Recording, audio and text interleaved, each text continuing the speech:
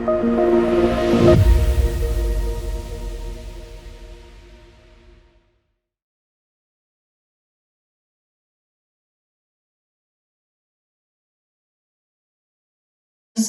pardon, je ne l'ai pas dit, Laurence Moulier et Nasser Amani viennent de Villefranche-sur-Saône, du centre hospitalier Villefranche-sur-Saône.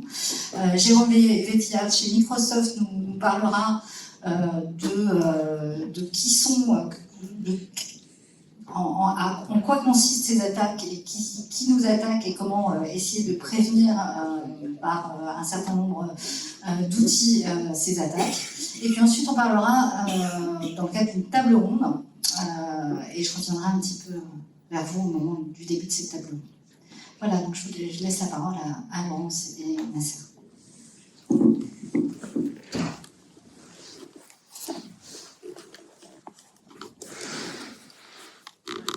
Catherine vous a introduit, mais Laurence Moulier, je suis biologiste à l'hôpital de Villefranche-sur-Saône.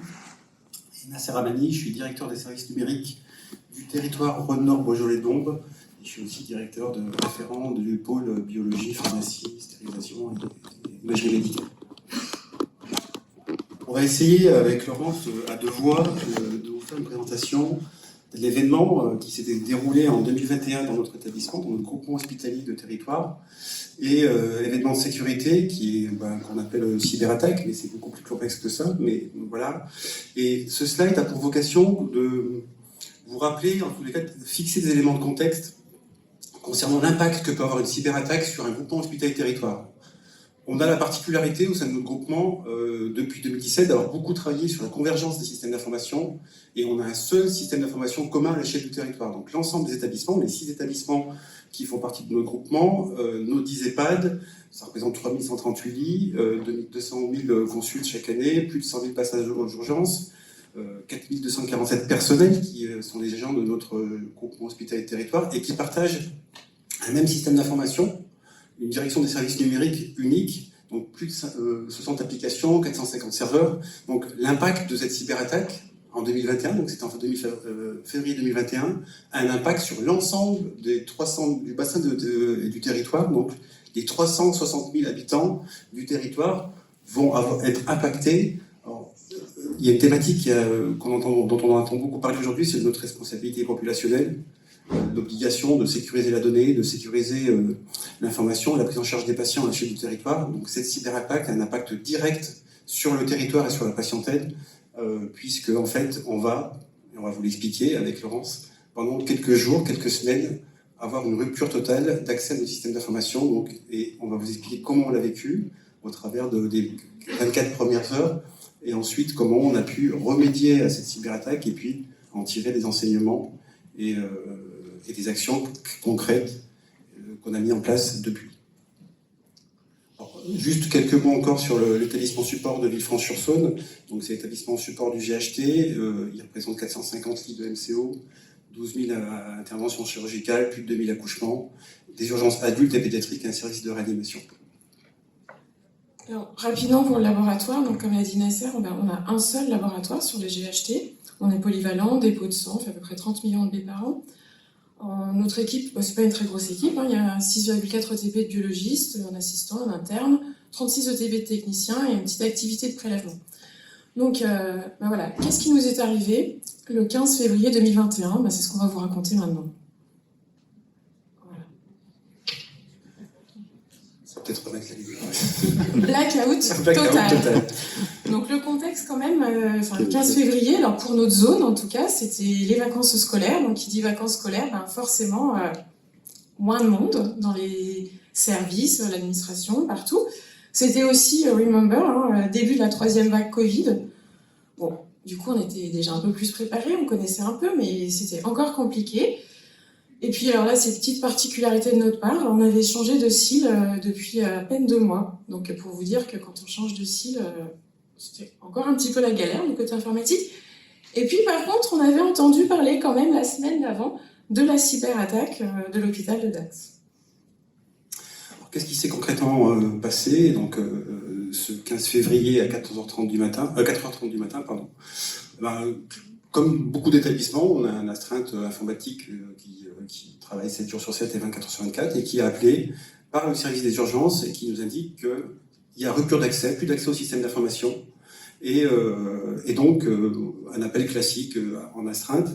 Notre technicien d'astreinte va se connecter à notre infrastructure à distance et se rend compte très rapidement qu'on fait face à une phase de chiffrement. Alors, on appelle ça des rançons logiciels, donc c'est la phase de chiffrement qui est la phase quasiment finale d'une cyberattaque, puisque les attaquants sont précédemment, et en tout cas préalablement, sur notre système depuis quelques jours, voire quelques semaines, on ne sait pas trop encore à ce stade, et lance une phase de chiffrement qui va chiffrer l'ensemble des serveurs, l'ensemble des données, et entraînant une rupture d'accès au système d'information.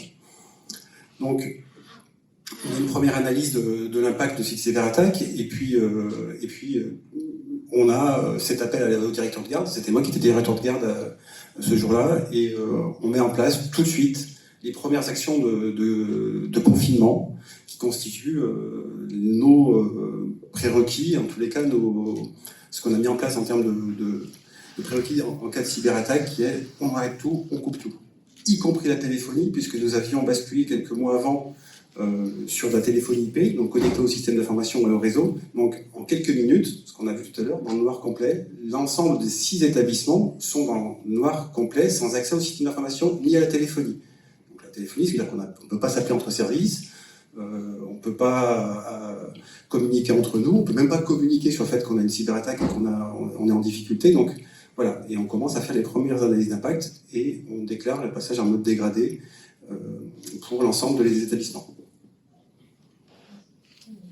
À côté labo, forcément, de la même façon, le technicien qui voulait avoir accès à son site ne l'a pas. Donc, appel informatique, et là, la première consigne, parce que c'était avant qu'ils aient tout coupé, c'est vous fermez tous les PC. Donc, et puis, vous appelez le biologiste d'astreinte, qui est désespéré, forcément.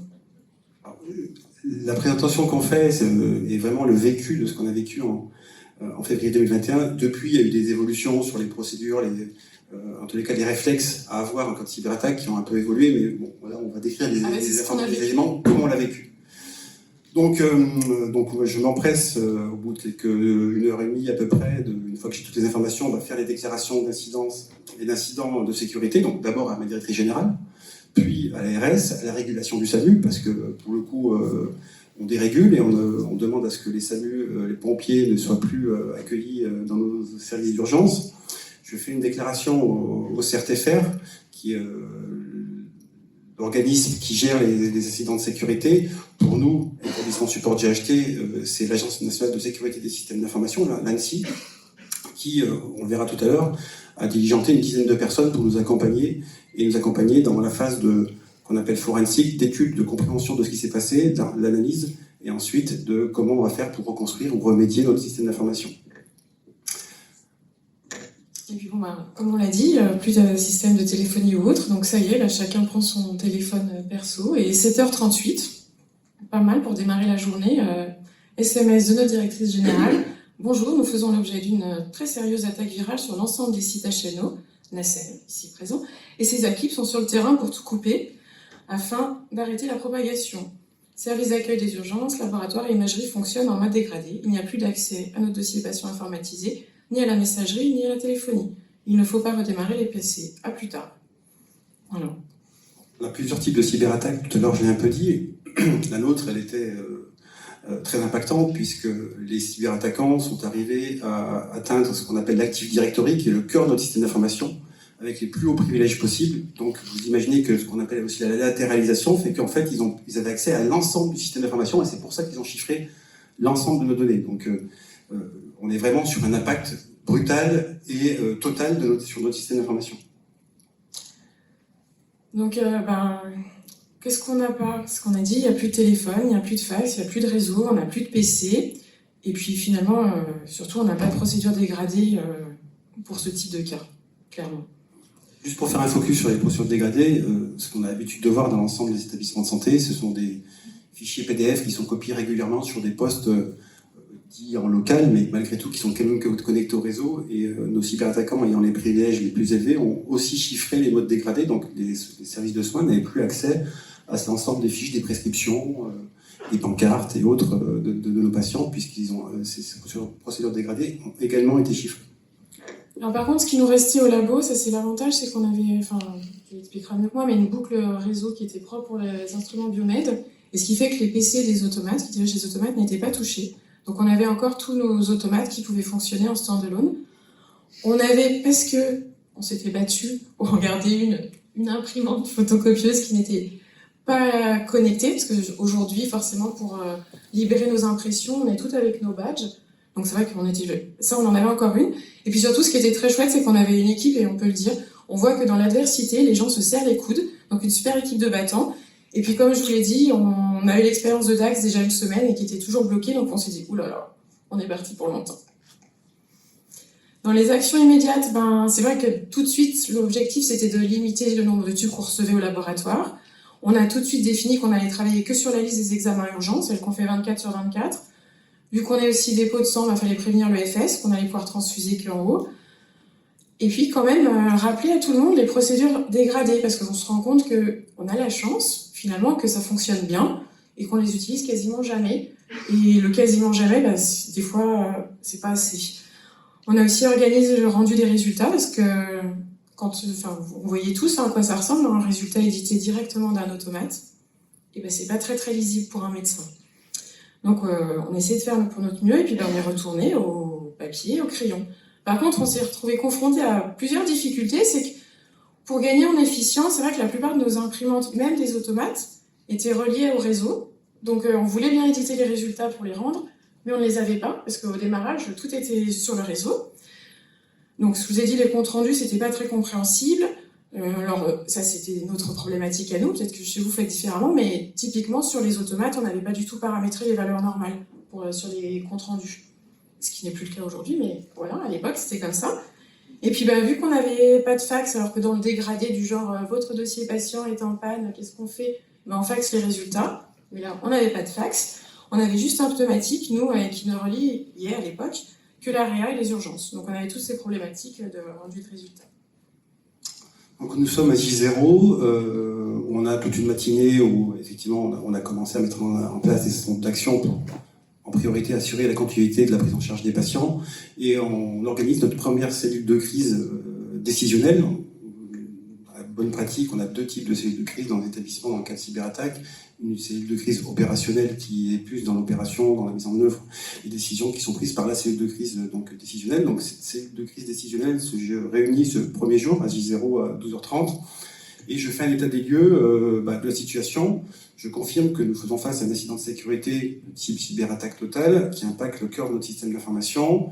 On a la certitude que notre système de sauvegarde n'a pas été touché, donc il reste intègre. Il était offline à ce moment-là, donc complètement cloisonné, et tant mieux, parce qu'on avait fait ce travail-là il y a quelques mois avant cette cyberattaque. Donc on savait qu'à un moment donné, on allait pouvoir rejouer nos sauvegardes et retrouver nos données, donc sans perte de données pour le coup. On n'avait aucune trace dans les premiers instants, en tous les cas dans les premières analyses de l'enquête forensique, aucune trace d'extraction de données, donc on dit ouf, deuxième chance, potentiellement les cyberattaquants ne feront pas chanter puisqu'ils n'auront pas de données à publier sur des réseaux dark web ou autres. Et puis par contre, j'ai pas à cette heure-ci de durée de disponibilité à donner à la cellule de crise.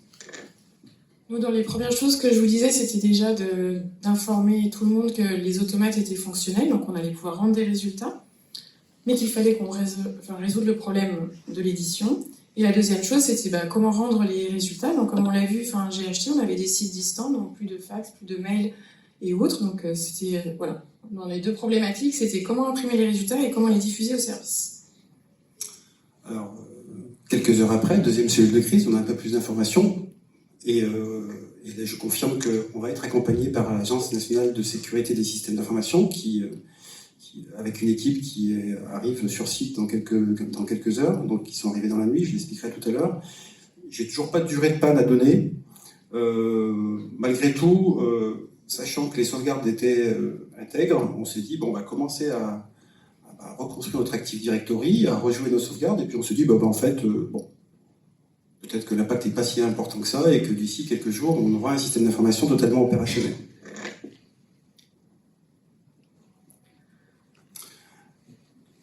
Entre-temps, l'ANSSI est arrivé, donc 2 personnes pendant la nuit sont arrivées à minuit, je me souviens très bien ce jour-là, et on discute, on commence à expliquer ce qu'on est en train de faire, la reconstruction du système d'information, la remédiation, si on veut être vraiment puriste dans les termes techniques. Et puis on voit 2 personnes arriver, des capuches, 20 ans, une vingtaine d'années. Bon, on se demandait si c'était les cyberattaquants ou si c'était des personnes qui étaient là pour nous aider.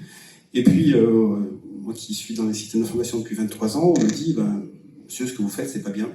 On va faire complètement différemment et on va reconstruire à zéro votre système d'information dans sa globalité. Vous avez les 2300 postes de travail, 450 serveurs, 60 applications, on prend tout à zéro. Donc, sur un moment, je dis, mince, c'est pas ce que j'ai dit à la CSD Chris tout à l'heure. J'ai dit qu'on était en train de reconstruire, comment on va faire. Et bon, je mets 2-3 minutes pour digérer tout ça, voire une demi-heure. Moi, j'avais quelques bières avec les collègues, on commence à boire un peu, donc mais presque. Il buvait du coca et de l'eau. Et puis, on dit, allez, on y va. J'appelle ma DG, qui ne dormait pas, autant qui n'a pas dormi pendant quelques jours comme moi. Et je lui dis, voilà, on reconstruit à zéro. Et c'est pas quelques jours, c'est quelques semaines, voire quelques mois, pour reconstruire l'ensemble du système d'information. Donc, on n'est pas parti sur un sprint, mais sur un marathon. Il va falloir tenir pendant quelques mois en mode dégradé sur certains services, trouver un moyen de sécuriser la prise en charge des patients à travers le dégradé et autres. Et il faut tout reprendre. Et puis, on organise une conférence de presse le lendemain matin à 10h où on explique, avec une volonté de transparence, ce qui nous arrive, ce qui se passe, et on médiatise l'incident qui a fait la une des journaux, de la presse, y compris de l'ensemble des médias audiovisuels. Et dans la même journée, on organise une 3e cellule de crise où on explique qu'on va démarrer une phase de remédiation à zéro de notre système d'information et que ça va prendre très longtemps et qu'on va reprendre nos modes dégradés, l'ensemble des éléments de notre plan de continuité d'activité pour déterminer les priorités de remédiation. Est-ce qu'on va recommencer par les services critiques, ensuite on va reconstruire les services de médecine, ensuite les services de SSR et puis les EHPAD et l'Institut de formation en dernier. Donc c'est là qu'on a compris que nous, on n'avait plus trop d'espoir. Alors on a la chance quand même, je veux dire, ça fait un peu lien avec la présentation ce matin, c'est qu'en tant que laboratoire, on est vraiment indispensable au bon fonctionnement des établissements. Donc on était dans les priorités quand même dans le démarrage. Donc moi c'était juste pour vous faire un petit état des lieux, c'est ça, c'est une fois qu'on a su que ça allait durer, c'est vrai que à cette époque-là, en tout cas, on n'était pas du tout préparé à des coupures informatiques de longue durée. Donc à J2, donc ça c'est le mercredi, la cyberattaque est arrivée le lundi.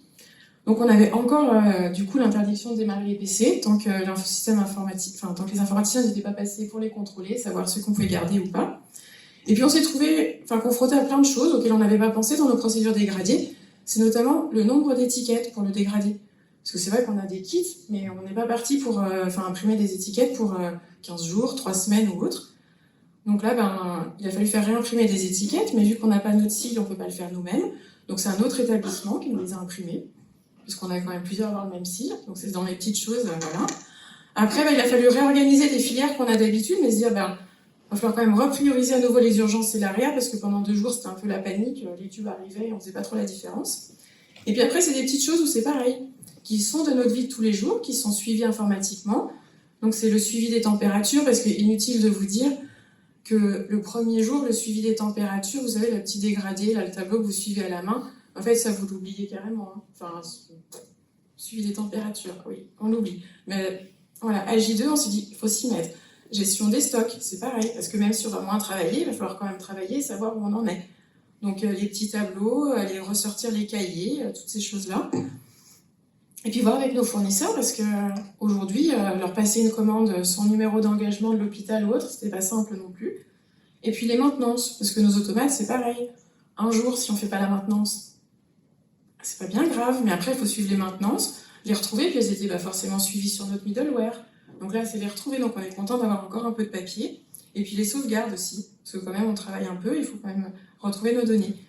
Après, il y a toute la partie, on était content d'être passé 2 mois avant la Bactério sans papier, parce que c'était ça, changement de style, Bactério sans papier, et pas 2 mois après, Bactério avec papier.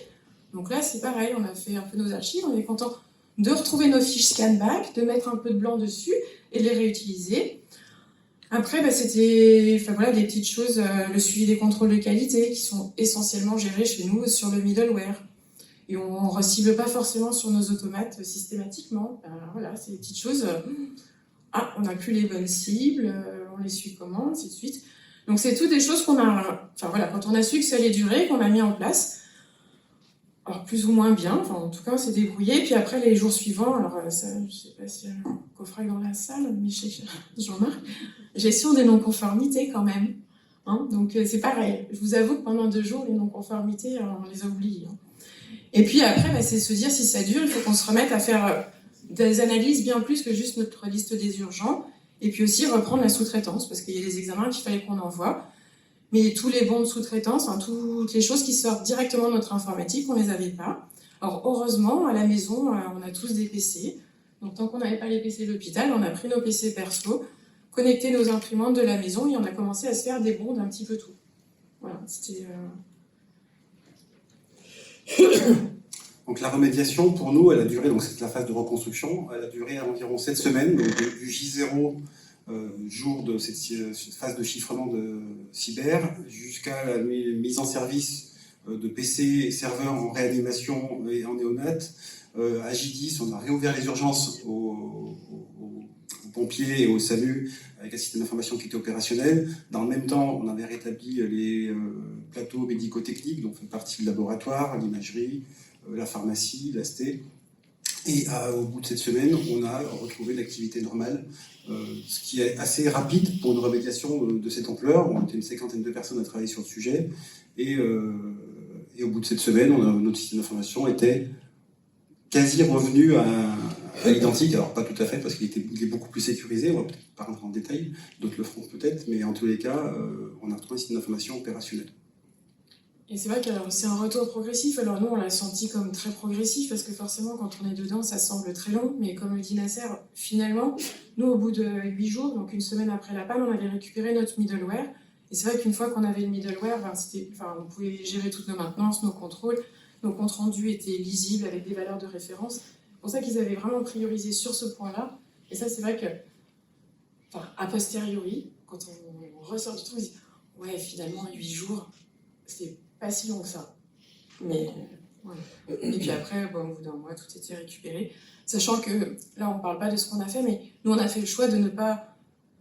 vu que le SIL, on l'a récupéré au bout de 13 jours, de ne pas récupérer les données sur le mode de la procédure dégradée, où on réassocie les dossiers, tout ça. Juste pour vous dire ce qu'on a fait, parce que ça peut servir, on ne sait jamais. On a classé tous les résultats des patients par ordre alphabétique. Chaque patient, on a fait un tas. Et on a scanné en fait l'ensemble de ces résultats en un dossier qu'on a appelé PAN. Ce qui fait que si on recherche l'analyse PAN, on récupère l'ensemble des dossiers qu'on a traités sur cette période et on n'a perdu aucune donnée. C'est pas très lisible, hein, parce que c'est tous les résultats bruts des automates, mais ça nous permet de se dire tout est archivé, tout est tracé, on n'a rien perdu. Alors, les principaux enseignements, si on regarde ce qui a bien fonctionné. Alors, ce qui a bien fonctionné globalement, c'est que, au travers de certains programmes qui ont été lancés préalablement par la DGOS, on était déjà prêt quelque part à assurer et à gérer une crise au travers de documents, de procédures dégradées, de plans de continuité d'activité, ce qui a fait qu'on était presque prêt, à gérer une crise de ce type, donc par la mise en place de cellules de crise qui ont géré la crise de bout en bout, c'est de crise décisionnelle qui prenaient les décisions, les actions, qui étaient ensuite assurées par une cellule de crise opérationnelle. Donc les procédures dégradées, malgré tout, se sont révélées inadaptées à une durée de crise aussi longue. En fait, on a des procédures dégradées qui fonctionnent bien sur 12-24 heures, beaucoup moins sur des durées très longues. Donc il a fallu y retravailler ensuite. On a une très grosse réactivité de l'ensemble des équipes IT, prestataires médicaux, ingénieurs biomédicaux. On a la chance aussi d'avoir un mode hybride d'hébergement qui fait qu'on n'a pas tous les œufs dans le même panier. Donc on avait le dossier patient informatisé qui était hébergé, c'est un hébergeur, donc il n'a pas été touché par la cyberattaque. On a la gestion des ressources humaines qui était hébergée aussi, c'est un autre hébergeur, donc il n'a pas été touché. Et croyez-moi que on était au 15 février, une des premières questions que nous ont posées les agents, c'est « mais est-ce qu'on va être payé ?» C'est une vraie question. On a eu la chance de pouvoir les payer, d'avoir un système d'information RH qui n'a pas été touché, puisqu'il était hébergé chez un hébergeur qui est le MIPI. On avait une stratégie de reprise d'activité qui était connue et qui était maîtrisée, donc ça a été une bonne chose. Et on a un gros soutien et une grosse collaboration de l'ensemble des acteurs, IT, mais aussi l'ensemble des professionnels de santé de l'établissement. Et on a réussi à assurer une communication interne et externe assez transparente sur l'incident, qui a été plutôt bénéfique, y compris en termes d'image pour l'établissement, parce qu'on pourrait aussi, en termes de rupture d'image ou perte d'image, ça va être beaucoup plus impactant pour nous. Alors nous, au niveau du labo, ce qui a manqué ou pas vraiment fonctionné, c'était forcément au démarrage, les difficultés pour téléphoner et communiquer le premier jour.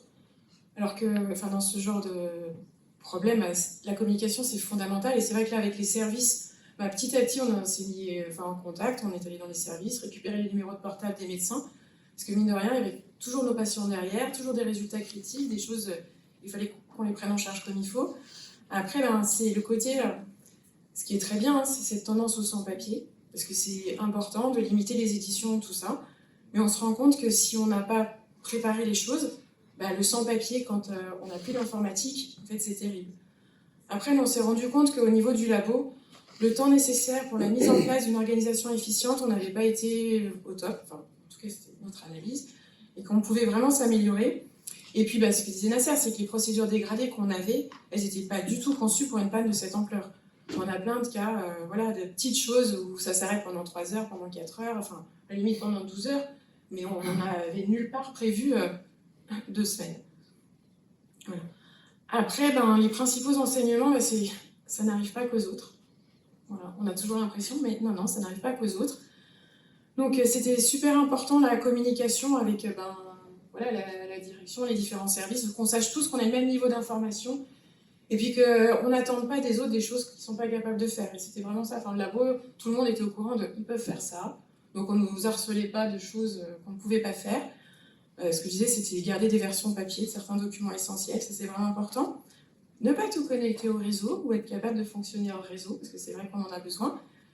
Après aussi, des petites choses dont je n'ai pas parlé, mais c'était de tester les procédures dégradées au changement de version des logiciels.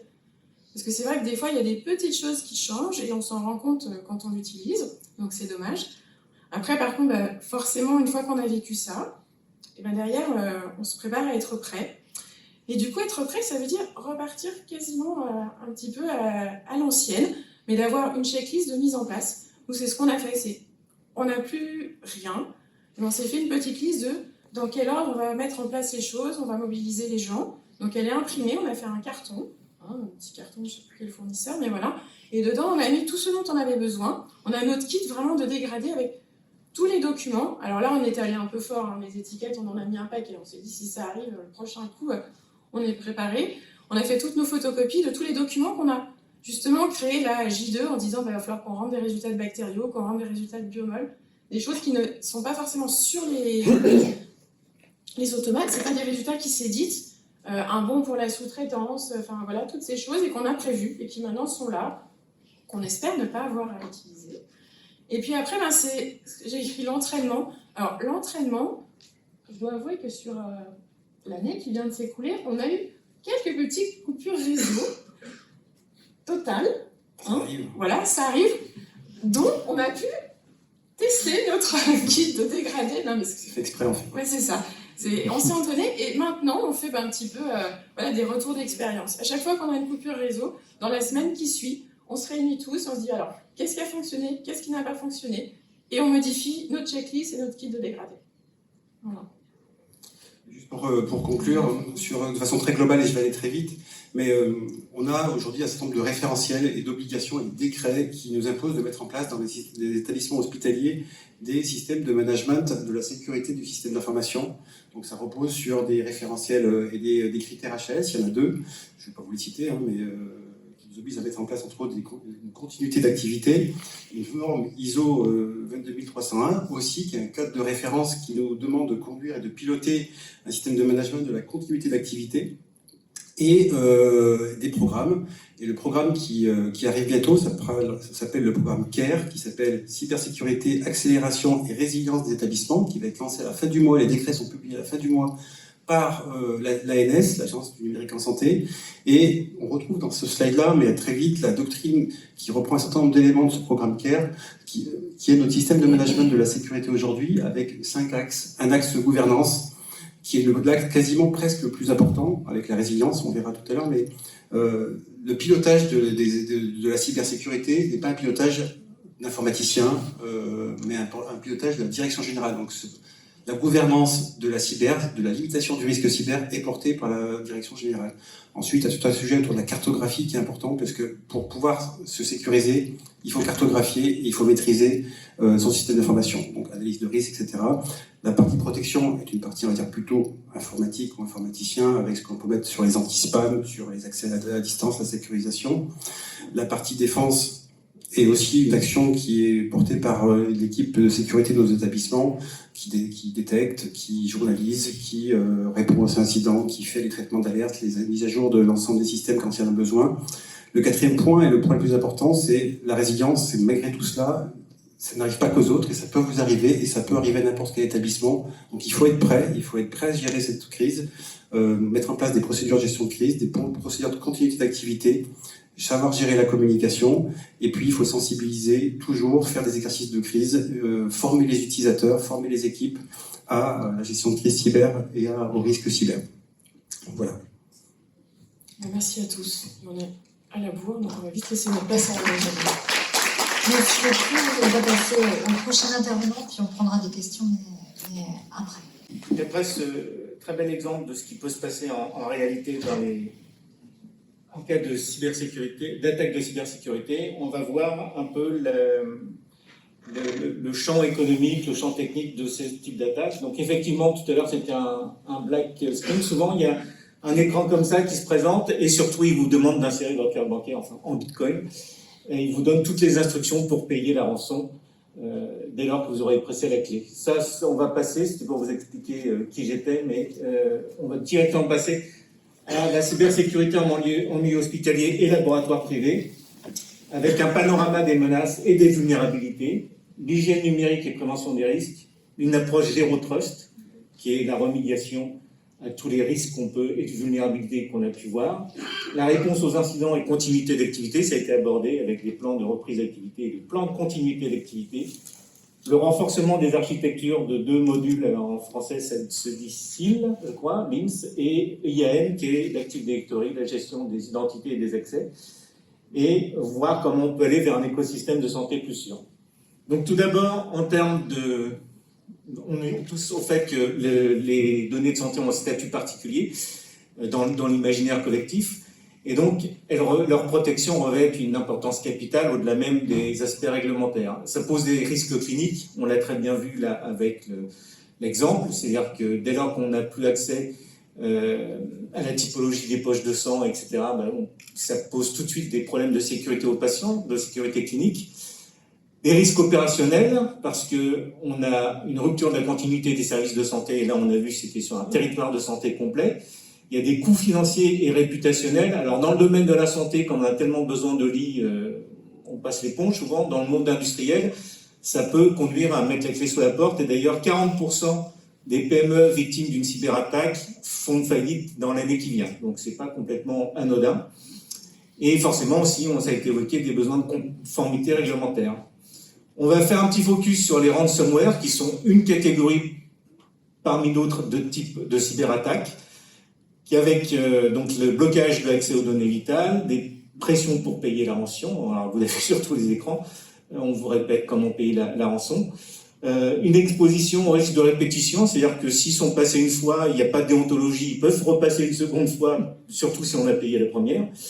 Et après, il y a le problème qui a été abordé aussi de fuite de données et monétisation des données de santé. Alors là, il y a plein d'acteurs qui sont intéressés, plutôt dans l'industrie assurantielle ou autre, parce que c'est quand même une mine pour déterminer si quelqu'un peut avoir droit à un crédit ou autre.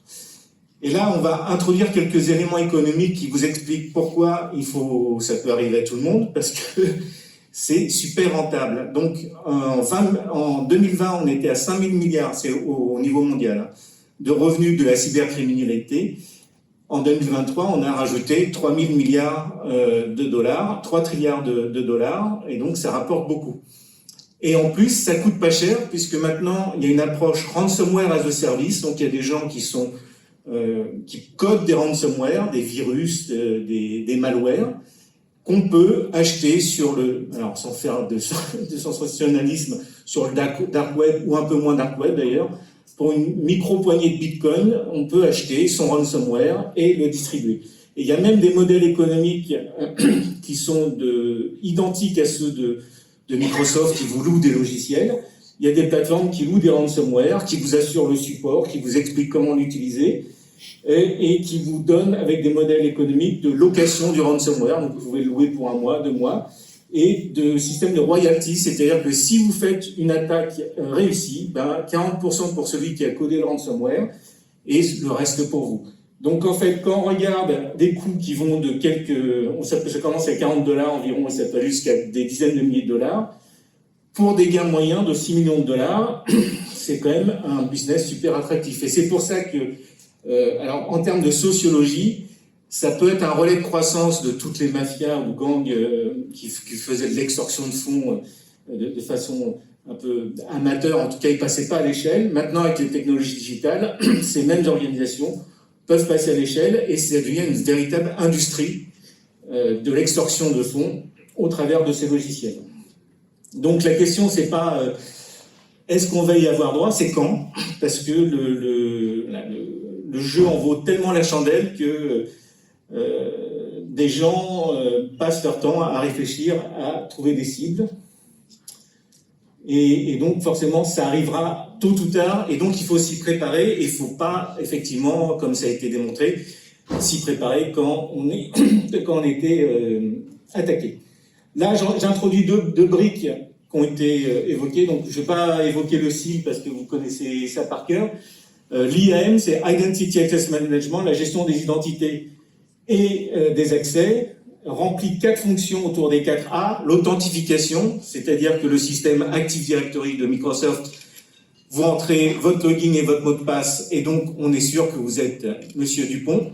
Une fois qu'on sait que vous êtes Monsieur Dupont, on va gérer les autorisations. Monsieur Dupont, il a le droit de faire quoi sur le système d'informatique?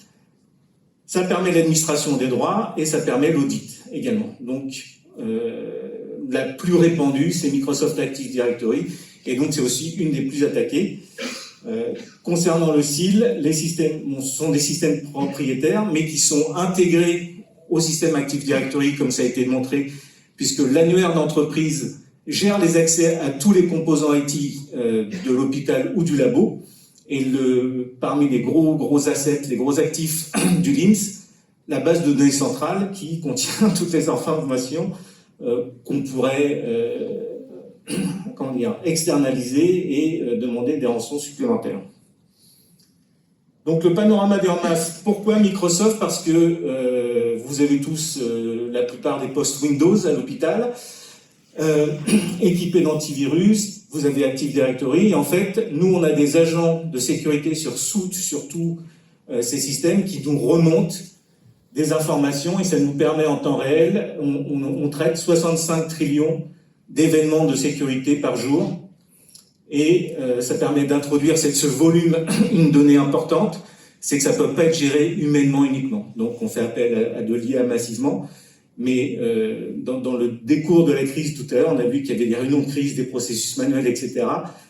Vous n'avez pas le temps, lorsqu'il y a une cyberattaque, de prendre des décisions humaines, parce que dans ce cas-là, vous êtes chiffré à 100%, et vous êtes obligé de repartir de zéro.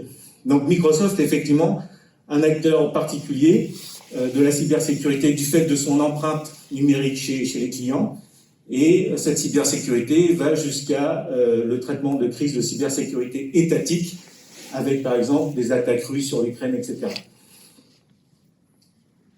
En termes de menaces, on peut voir ici que 70% des organisations qui sont attaquées ont moins de 500 employés, qu'il y a une augmentation significative des attaques, donc de 100% dans l'année écoulée. Et le type d'attaque, par exemple, on a eu un gros pic sur l'attaque sur qu'on appelle brute force, c'est-à-dire qu'on va directement attaquer les mots de passe. Et là, on voit une répartition un peu de ce type d'attaque, où on voit en A les brute force attaques, c'est-à-dire le logiciel malveillant va essayer des millions de mots de passe jusqu'à trouver le bon. Il faut savoir que la plupart des mots de passe qu'on rencontre dans les environnements hospitaliers ne restent pas 5 minutes à ce type d'attaque, du fait de leur simplicité. Il y a les ransomware purs qui vont utiliser des failles pour s'installer dans le système, et ça a été évoqué. C'est-à-dire qu'une cyberattaque, en fait, se prépare au décours sur 3, 4, 6 mois.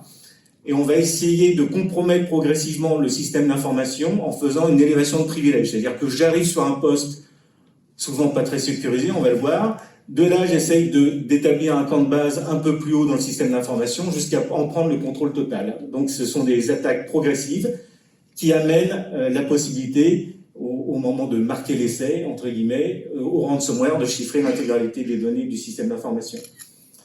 Il y a des attaques par compromission d'adresse email. Alors, ce qu'on voit, c'est que ça baisse beaucoup. Donc, les gens commencent à être éduqués sur le phishing, etc.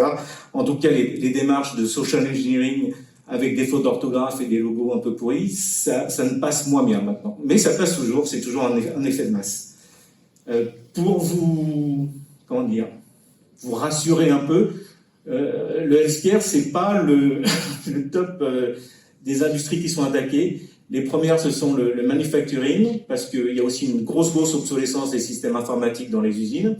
Et il y a aussi le fait que bloquer la production d'une usine peut permettre d'exiger une grosse rançon, puisque ça impacte directement le PNL de la société.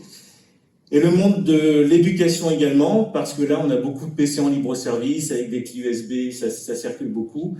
Là, il y a moins d'intérêt financier direct, mais la cible est tellement facile que ça participe aussi de l'explication pourquoi cette industrie est prégnante sur le type d'attaque par ransomware. Et là, une statistique intéressante, 90% des attaques ont lieu sur ce qu'on appelle des appareils non gérés, c'est-à-dire qu'ils sont non déclarés dans l'Active Directory, donc dans l'annuaire d'entreprise. Leur cycle de vie n'est pas géré, c'est-à-dire qu'ils ne sont pas mis à jour régulièrement. Et typiquement, je connais moins le monde des labos privés et des automates, mais ça doit être un peu le cas.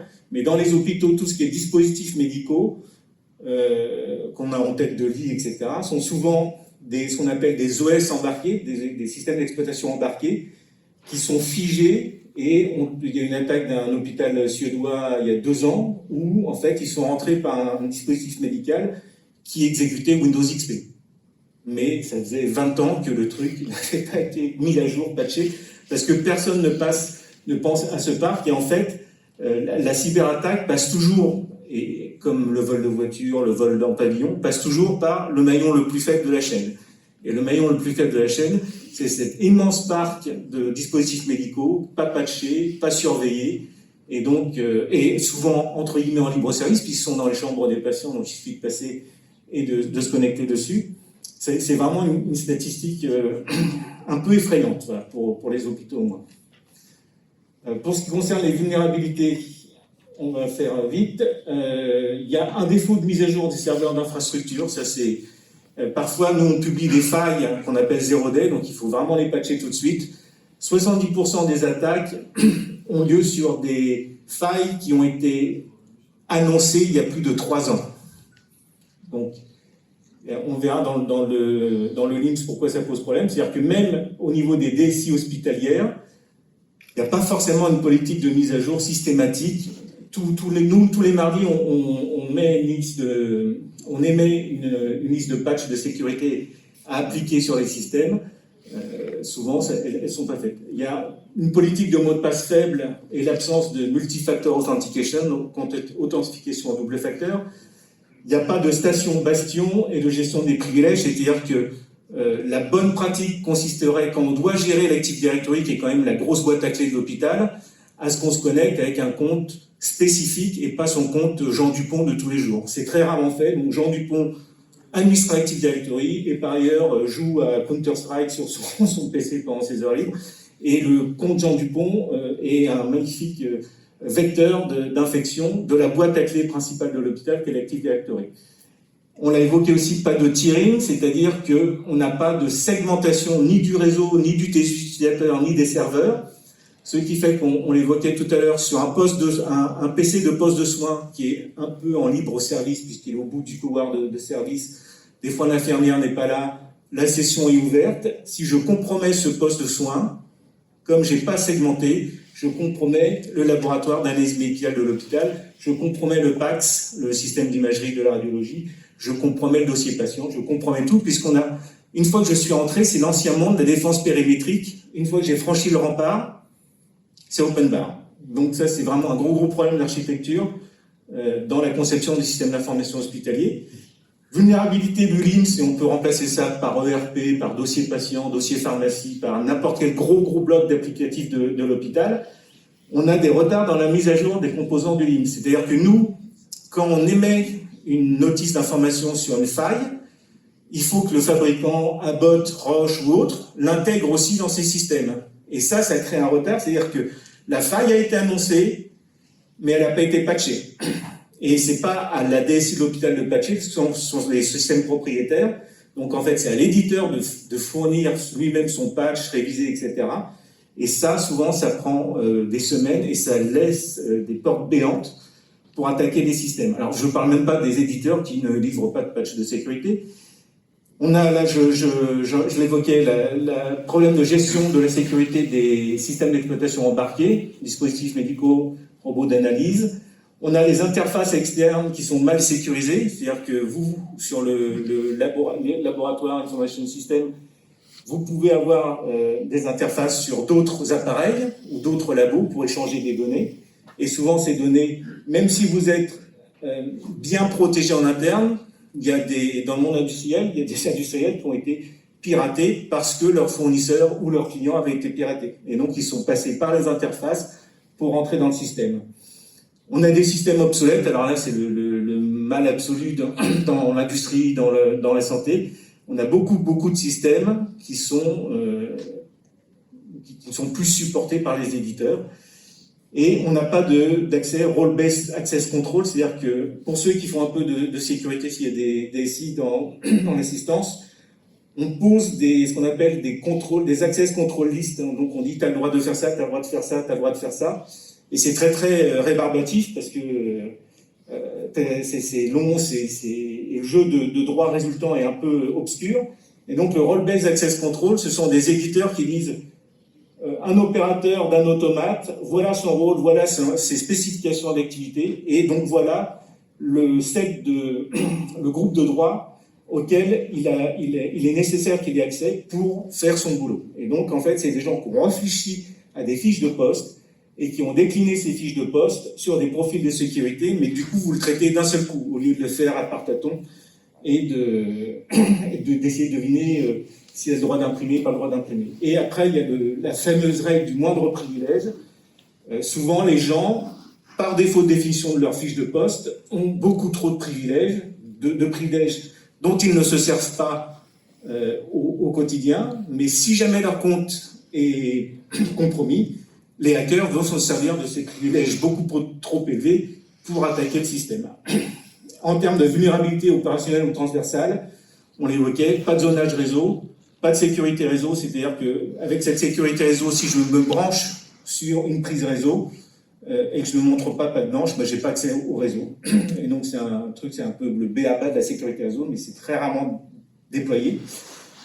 On parlait d'une absence d'une politique de sauvegarde-restauration robuste. Alors, ça veut dire quoi? Qu'on a défini deux indicateurs qui sont le RTO, et vous l'indiquiez, c'est-à-dire le Recovery Time Objective, c'est-à-dire en combien de temps je suis capable de restaurer mon service, et le RPO, qui est le Recovery Point Objective, c'est-à-dire, objectivement, quel volume de data je me permets de perdre en cas d'incident. C'est-à-dire, si j'ai une sauvegarde qui date de 12 heures, je vais perdre 12 heures d'activité. Est-ce que je l'ai décidé, ou est-ce qu'il se trouve que je perds 12 heures parce que, voilà, c'est comme ça. Donc la politique, elle a des niveaux de service qui sont définis, robustes, c'est-à-dire qu'elle est testée régulièrement, et on fait des sauvegardes et restaurations régulières. Et pas juste des sauvegardes, et puis on verra le jour où on en a besoin de s'en servir. Il y a des plans de reprise d'activité, on va dire, perfectibles. Là, on a eu un exemple, puisque vous aviez un plan de reprise d'activité, mais qui n'était pas entièrement automatisé, entre guillemets, et qui n'était pas capable de reconstruire en automatique, scripter le système d'information. Et on va dire une culture de cybersécurité un peu lacunaire, ou une expertise un peu lacunaire, qui explique que les systèmes d'information puissent être des belles cibles. Encore une fois, l'équation économique, quelques dizaines de milliers de dollars versus quelques millions de revenus. Alors, pour ce qui concerne l'hygiène numérique, on va faire vite. Il faut augmenter la sécurité. Alors là, j'enfonce des portes ouvertes. Politique de mot de passe, authentification forte. Donc plus de Toto 1, 2, 3 comme mot de passe ou pas de mot de passe, ça s'est vu aussi. Il y a une sensibilisation culturelle, c'est vraiment à l'échelle de l'organisation qu'il faut éduquer au risque cyber, avec des campagnes de tests, avec des faux mails de phishing, etc. Et on va mesurer les indicateurs de... moi, je me suis fait avoir par la sécurité Microsoft parce qu'on a une Blue Team, Red Team. Et donc, il y a la Red Team essaye d'attaquer le système en permanence. Et lors d'une campagne très très bien réalisée, ils ont quand même réussi à déclencher 40% d'ouverture de leur mail. En plein Noël, c'était un mail DHL, forcément, tout le monde attendait son colis. Politique d'achat et cybersécurité by design, ça c'est très important, c'est souvent négligé, c'est-à-dire que la première réduction du risque à la source, c'est la réduction, on va dire, pour parler poliment, de l'entropie du système d'information, c'est la politique d'achat. J'arrête d'acheter n'importe quoi, et notamment j'arrête d'acheter chez des éditeurs qui n'ont pas de politique cybersécurité, qui n'en font pas une priorité, qui n'ont pas de politique de mise à jour de leur système, etc. Pour le plan de reprise, ça concerne au centre l'informatique. Forcément, on en revient avec la politique de sauvegarde-restauration avec SLA, systématiquement testée. La partie serveur, c'est-à-dire la machine elle-même, met les données qu'elle abrite. Mise en place d'un SOC, Security Operation Center. Ça, c'est une équipe dédiée à la cybersécurité et qui opère 24/7 sur le système. La mise en place d'un SIEM. Alors, le SIEM, c'est un système de sécurité qui enregistre tous les événements qui ont lieu sur le système d'information et qui permet de prendre des décisions. Vous parliez tout à l'heure, extinction des PC, il détecte une intrusion, il va déclencher l'extinction automatique des PC, il n'y a pas besoin d'appeler le technicien de garde qui passe sur tous les sites et qu'on perde un temps fou. Donc le SIEM, il est vraiment au cœur, et l'automatisation des processus de réponse immédiate, c'est vraiment au cœur de la stratégie de réduction de l'impact. C'est-à-dire que si jamais on a été, alors on a dit on va être attaqué, si jamais l'attaque est réussie, il faut absolument mettre en place des plans de contingentement de cette attaque automatique, parce que si on attend une astreinte, un appel, le téléphone ne marche plus, etc., à la vitesse où vont les processus informatiques, c'est mort. Et la supervision de la gestion des configurations, ça aussi c'est important, c'est qu'il faut savoir combien de PC n'ont pas été patchés, est-ce qu'ils ont la dernière version d'antivirus, alors les PC et les serveurs, et en gros être capable de dire mon parc informatique est à peu près sain, où j'ai des grosses lacunes, et à la première attaque, je vais l'attaque va être réussie. Et là, on l'évoquait tout à l'heure, le plan de continuité, ça c'est au niveau de l'organisation. La cybersécurité, c'est vraiment l'affaire de tous. Le plan de continuité doit assurer la continuité des soins dans les services, il va au-delà de l'IT, et donc là, c'était un très bel exemple de qu'est-ce qu'un mode dégradé, comment l'organiser. C'est pour ça qu'il faut impliquer toutes les directions, et vous l'avez fait un peu, les approches pré-mortem peuvent être réalisées en sus des retours d'expérience comme le vôtre, c'est-à-dire que je me mets dans la situation où j'ai plus accès à telle et telle branche ou tel outil informatique, comment je mets en place des solutions palliatives. Voilà. Alors ça, c'est le modèle Zero Trust, qui est l'évolution d'une philosophie de sécurité du SI.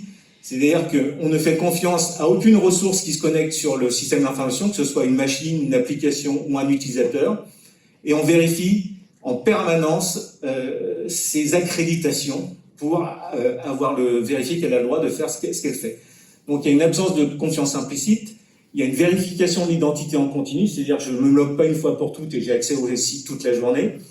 Il y a le principe de moindre privilège, j'ai exactement les privilèges qui me sont nécessaires pour accomplir mes tâches. Il y a une segmentation du réseau, des utilisateurs, des applications, et les communications entre ces segments sont strictement contrôlées, et donc ça permet au SIEM qu'on a évoqué de couper toute communication dès lors qu'il détecte quelque chose de pas normal. Le SIEM a aussi ce qu'on appelle, c'était le modèle Carcassonne, avant on est deux barrières de firewall, et une fois qu'on est rentré dans le centre-ville, on peut faire ce qu'on veut. Maintenant, c'est plus du tout ça, c'est même dans le centre-ville, on est contrôlé en permanence, et on utilise l'IA pour faire, et ce qu'on appelle des analyses comportementales, c'est-à-dire que si un compte se met à parler à une machine à laquelle il ne parle pas habituellement, on lève un drapeau.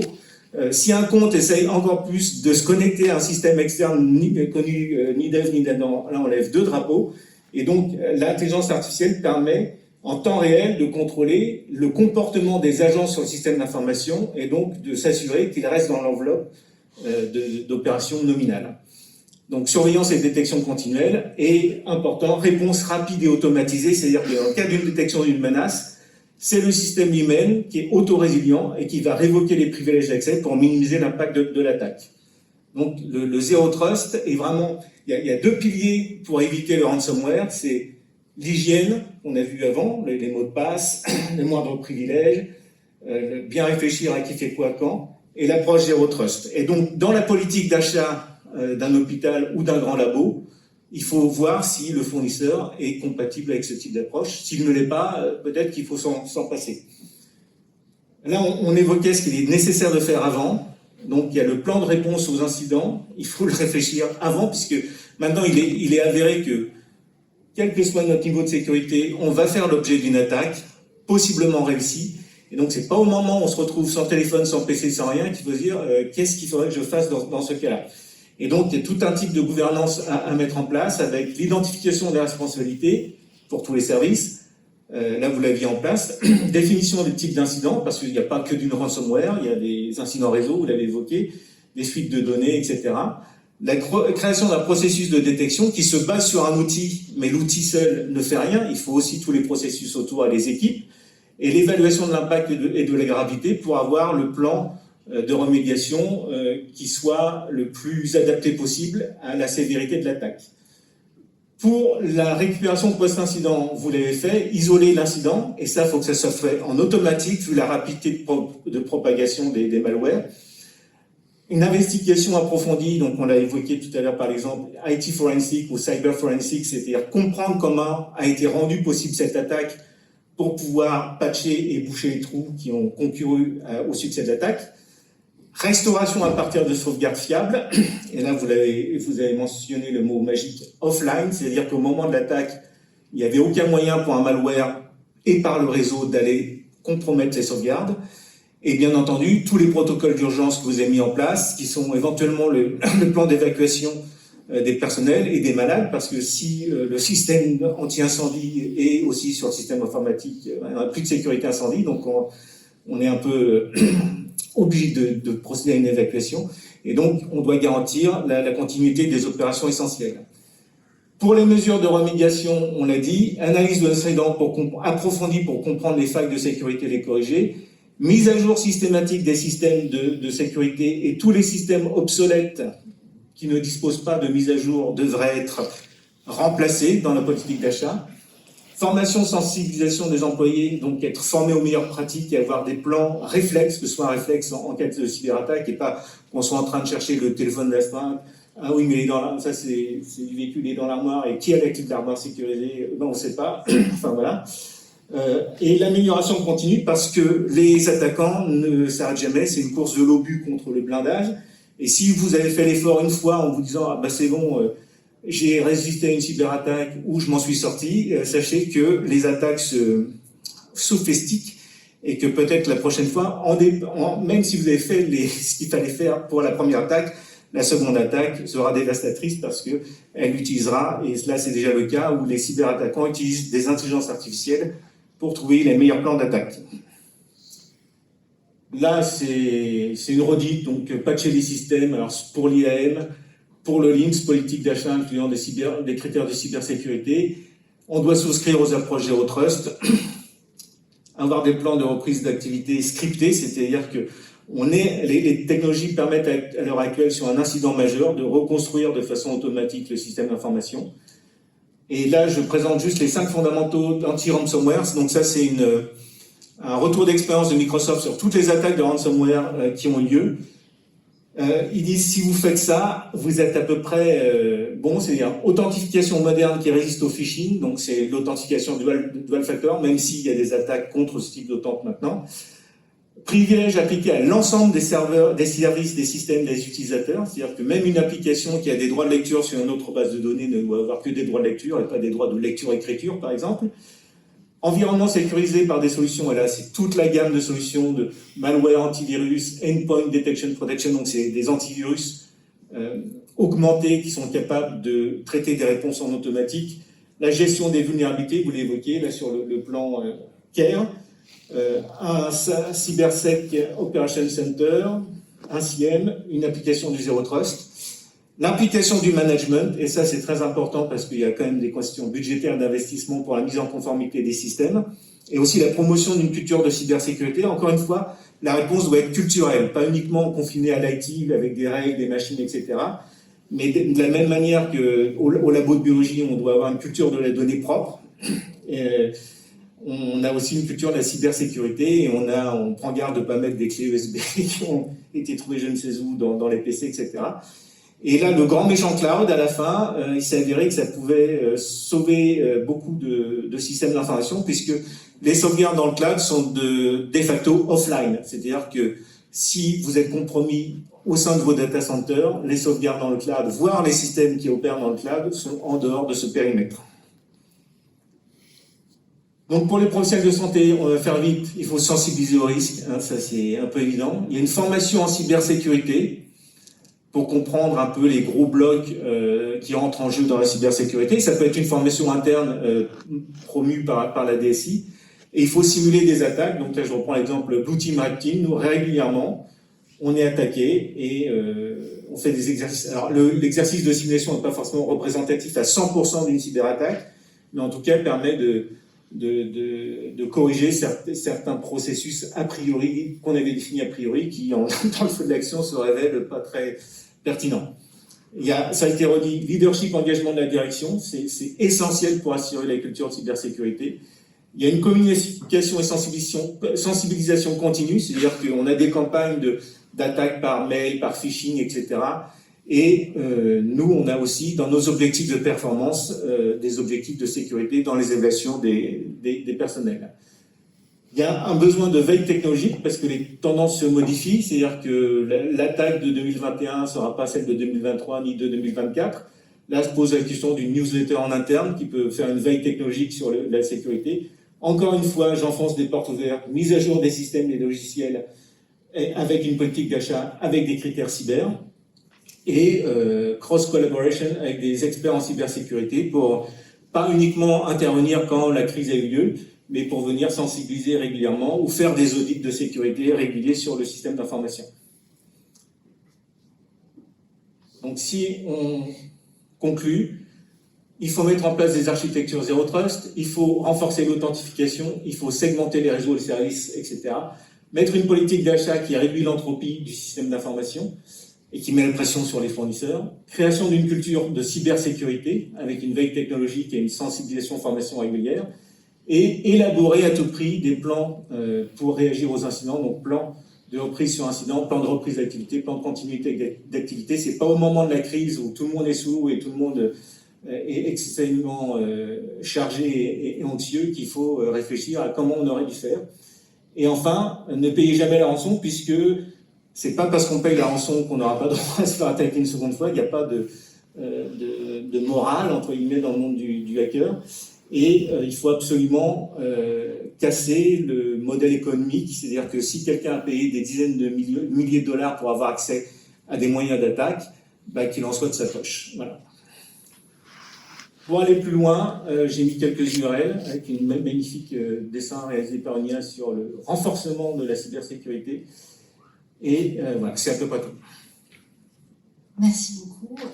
Alors, moi, j'avais prévu quelques diapositives pour vous présenter le plan d'action de la PHP. Donc, si vous voulez, je l'ai pas.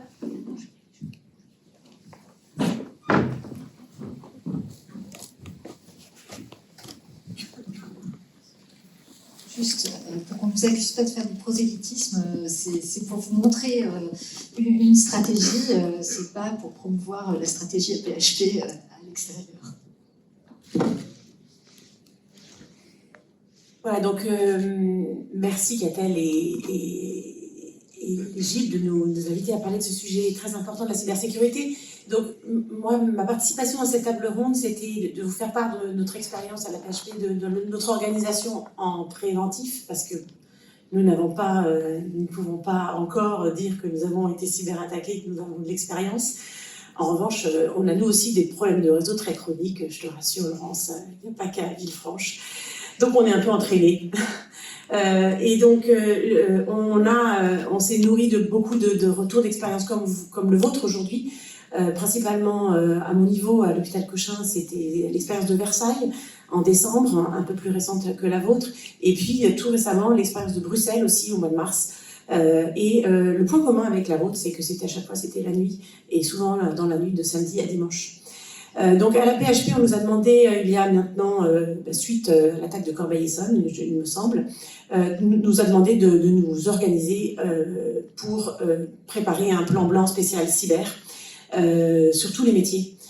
Tous les métiers, y compris les métiers support et les métiers d'administration. Et donc au niveau des laboratoires, nous avons un chapitre particulier, un groupe de travail que j'ai accepté de piloter, qui fait participer les 6 groupes hospitalo-universitaires, les 6 DMU de biologie, et qui tente de préparer au mieux, anticiper une poursuite de l'activité de soins en cas de dysfonctionnement prolongé. Et c'est probablement prolongé qui va être le plus difficile à anticiper de notre côté, puisqu'on connaît des arrêts de courte durée, mais pas sur la longueur, et en essayant de produire des recommandations qui soient applicables par chacun et qui soient surtout déclinables par chacun dans son environnement, dans sa spécificité de laboratoire, parce qu'un laboratoire de biochimie robotisée ne va pas s'organiser de la même manière qu'un laboratoire de génétique ou qu'un laboratoire d'immunologie ou qu'un laboratoire qui fait par exemple de la collecte et de la distribution de poches de sang. Donc c'était un travail que nous avons commencé à faire selon une approche coordonnée par un pilote de la PHP qui est le professeur Rowe de l'anesthésie de la réanimation de la Pitié, et que nous déclinons par parcours de soins, donc un parcours, un groupe de travail. Pour la biologie, donc nous nous sommes retrouvés environ 20 biologistes plusieurs fois dans l'année pour préparer ces recommandations que nous avons déclinées, que nous invitons chacun, enfin nous proposons un guide qui permet de travailler sur une segmentation des étapes. Chaque laboratoire peut segmenter comme il le pense, comment il s'organise lui au niveau de son processus biologie. Et puis avec des recommandations par processus, je vais vous montrer tout à l'heure. Donc l'analyse des besoins, elle a été faite, et la rédaction de ces mesures à mettre en œuvre avant le sinistre et puis à mettre en œuvre pendant le sinistre sont en cours de rédaction et devraient bientôt être publiées à la PHP pour nous permettre de nous préparer au mieux. Comment on fait au quotidien? Alors on invite chacun à se préparer, donc à anticiper. L'anticipation, elle se fait aussi par se nourrir des rétextes. On a eu des rétextes de Versailles qui étaient très similaires à ce que racontait Laurence Nasser, donc je ne vais pas revenir. On retrouve les mêmes points, travailler avec le papier crayon, utiliser ses téléphones perso et des boucles WhatsApp, s'organiser pour tenir dans la durée. On s'est aussi nourri des rétextes comme l'attaque de Bruxelles, qui reconnaissent aussi de leur part certaines faiblesses reconnues dans la crise, notamment le manque d'informaticiens et de ressources pour les compétences critiques informatiques pour restaurer ou pour remettre en place le système informatique. Donc ils ont eu beaucoup de mal à gagner du temps sur cette étape-là de restauration. Ils sont restés environ une quinzaine de jours en mode dégradé. Et puis des renforts humains et la connaissance de son architecture informatique assez peu connue pour eux. Ce qu'on propose aussi, c'est de se préparer en anticipant les besoins, en anticipant les différents scénarios possibles, parce qu'on voit que chaque attaque est différente. Un coup, ça va être l'Active Directory, un coup, ça va être à Versailles, c'est allé jusqu'aux automates. Essayer au plus d'anticiper les différents scénarios. Et donc, c'est pour ça qu'on propose une approche par segmentation, parce qu'à chaque étape du processus de prise en charge du prélèvement, il peut y avoir plusieurs réponses, plusieurs degrés de réponse. On a essayé de proposer l'application des 3 heures, 3 jours, 3 semaines. 3 heures, on sait faire, c'est la coupure réseau classique, l'entraînement de fond, je dirais. 3 jours, on l'a très peu tous fait, je pense. 3 semaines, quasiment pas, sauf ceux qui ont déjà été cyberattaqués. Et donc, on n'a probablement pas forcément tous les outils en place pour tenir 3 semaines, mais essayons d'imaginer ce qu'il faudrait faire pour tenir 3 semaines, prévoir des impressions d'étiquettes, prévoir des formulaires pré-remplis pour rendre des résultats, Voilà. Et en complément, bien sûr, s'entraîner et faire des exercices. C'est ce qui nous est proposé, c'est ce qui a été proposé au niveau des GH de la PHP avec des rétex, avec des cryptex, et puis aussi de l'accompagnement par des sociétés d'entraînement qui nous ont mis en situation avec des cellules, la création d'un scénario et puis des cellules opérationnelles et cellules de crise pour dans des jeux de rôle qui duraient une après-midi. Donc voilà, donc ce guide de recommandation, on l'a rédigé de manière collégiale par l'ensemble des représentants des laboratoires de la PHP. On l'a décliné par processus. On a rajouté des particularités communes à tous les métiers sur la création d'un classeur cyberattaque avec tout un tas d'informations papier qui nous permettent de ne pas perdre une information nécessaire à continuer à travailler. Et puis l'identification des besoins humains et matériels. On a aussi proposé un petit chapitre spécial sur la biologie délocalisée, parce qu'on n'en a pas parlé, mais la biologie délocalisée peut être aussi à un moment une ressource utile pour proposer une offre de biologie dans un contexte très dégradé. Et puis des mesures pendant la crise. Donc voilà ce qu'on peut proposer aujourd'hui. J'ai décliné ensuite les différents exemples sur notamment les processus pré-analytiques, analytiques et post-analytiques, mais qui sont vraiment très similaires à ce que Laurence et Nasser nous ont proposé. Donc je vais les passer et éventuellement vous pourrez les consulter puisque les diapositives seront ont été confiées au GIB. Et puis alors pour la question juste pour le point particulier des automates et des sauvegardes et de la restauration de la configuration du paramétrage, eh bien c'est un point qui effectivement inquiète beaucoup les biologistes parce que là-dessus on se rend compte qu'on n'est peut-être pas assez préparé et on incite vraiment chacun à préparer son schéma fonctionnel et technique et à avoir des sauvegardes qui soient facilement restaurables si on se trouvera dans une situation où on a un automate qui a été infecté. Et idem pour les middleware, parce que ça peut être très impactant de ne plus avoir de middleware sur des plateformes robotisées notamment.